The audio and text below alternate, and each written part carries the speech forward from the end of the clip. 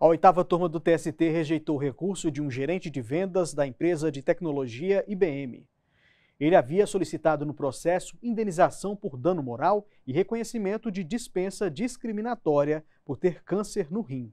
O repórter Daniel Vasques acompanhou o caso e traz mais informações para a gente. Oi, Daniel. Oi, Anderson. Oi, Luana. Conforme a jurisprudência do TST, no caso de doença grave, cabe ao empregador afastar a presunção de que o motivo da doença tenha sido discriminatório.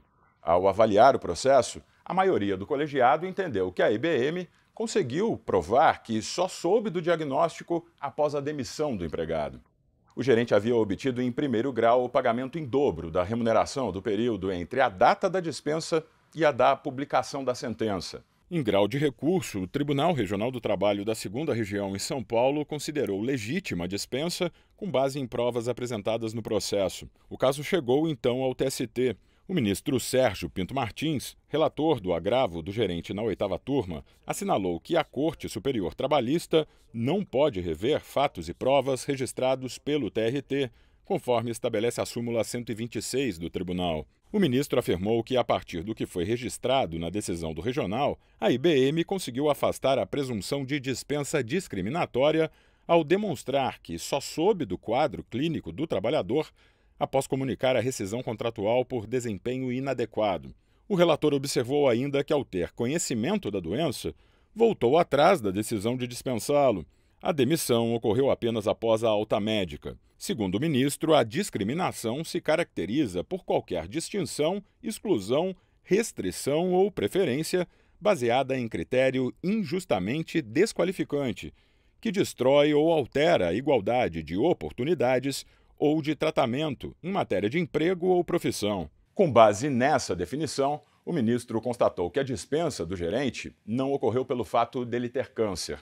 Para o ministro, a doença não influiu no exercício do poder diretivo patronal, realizado dentro dos limites do ordenamento jurídico. A ministra Adelaide Miranda Arantes discordou.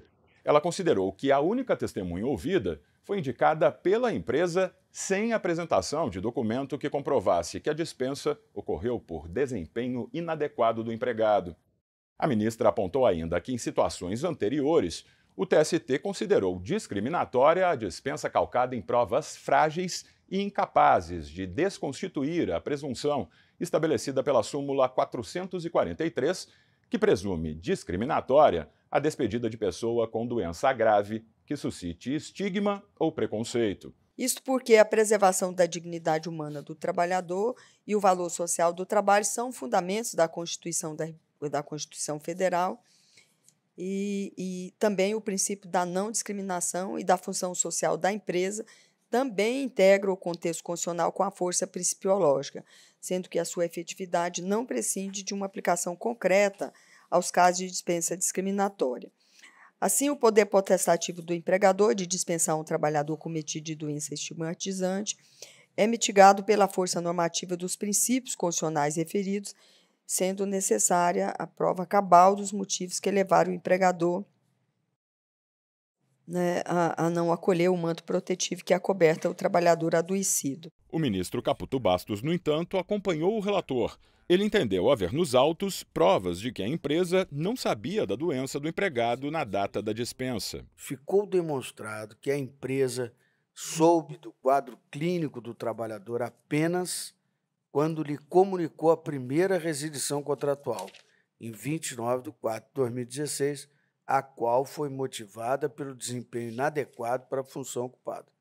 Também ficou evidenciado que a empregadora, ao ter conhecimento da moléstia do reclamante, retratou sua decisão de dispensá-lo naquela oportunidade, o que somente tornou a ocorrer com a sua efetivação em 24/12/2016, após a alta previdenciária, em novembro de 2016, o que lhe dava condições normais de trabalho. Assim, por maioria, a oitava turma acompanhou o voto do relator e negou o provimento ao agravo do gerente.